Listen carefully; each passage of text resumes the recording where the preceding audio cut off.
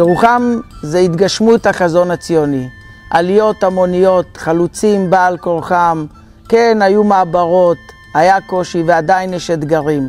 אבל יחד עם זאת צעירים מתיישבים פה, יוזמים פה, בחינוך, בתעשייה, בתיירות.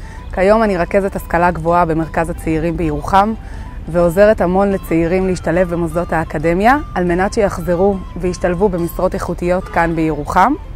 אני גאה בהתפתחותה של ירוחם. אנחנו נמצאים כאן בשביל לחזק את ההתיישבות בנגב ובירוחם בפרט. אני בירוחם כי אני מאמין במקום ואוהב את המקום, ורוצה להעניק לילדים שלי בעזרת השם את אותם חוויות ילדות נפלאות שלי היו. אני מרגישה שלהיות בת לעולים ממרוקו, אז להיוולד עם אמתחתה פלורליסטית, סובלנית, שרואה את החיים במזרח התיכון, או בכלל את האחר, במקום מאוד מקבל, מאוד שוויוני, מאוד אוהד. כל הקרדיט, את כל הבסיס שלי, אני מייחס דווקא לחינוך ולערכים שספגתי בירוחם ולא במקומות אחרים. ועד היום ששואלים אותי מי החברים הטובים ביותר שלי, אני תמיד מצביע על החבר'ה שגדלתי איתם ונולדתי איתם בירוחם. אני מאוד גאה להיות בת ירוחם, זה מקום שנותן לי להתפתח ולפתח את עצמי בכל מובן. אני הייתי יושבת ראש מועצת התלמידים פה בירוחם, ועכשיו אני מתנדבת במד"א.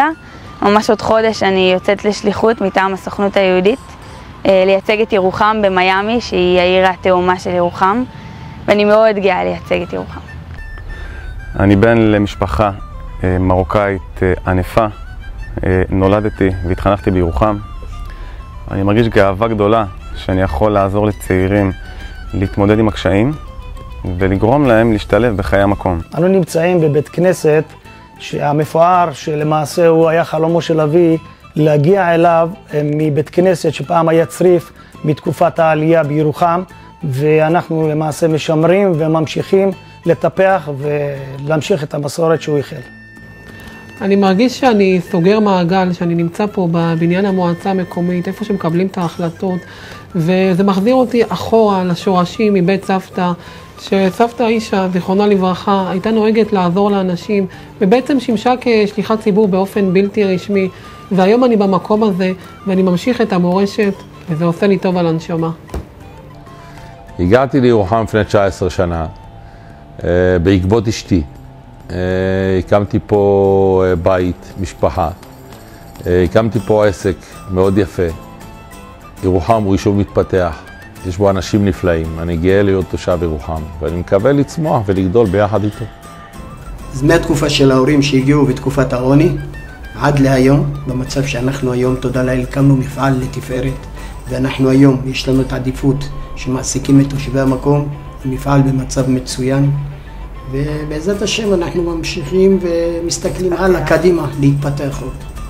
אני דור שלישי למייסדי ירוחם, כיום עובד בתעשיית ההייטק. בחרתי להקים את משפחתי בירוחם, בעיקר בגלל האווירה המשפחתית והחמה שיש במקום. אני מקווה שהתעשייה תתפתח יחד עם ירוחם. אני בן ירוחם מגיל 3 וגאה להימנות על תושביה. הבית שמאחוריי הוא של צוות המתנ"ס, שהוא הלב הפועם של היישוב, אשר עושה ככל אשר בידו לשרת את ציבור תושבי ירוחם, קטנים כגדולים. אני מאוד אוהבת את ירוחם ואוהבת את האנשים של ירוחם מאוד מאוד.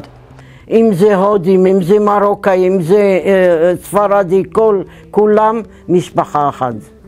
התאהבנו בירוחם, ממש התאהבנו בירוחם. באמת אין כמו ירוחם.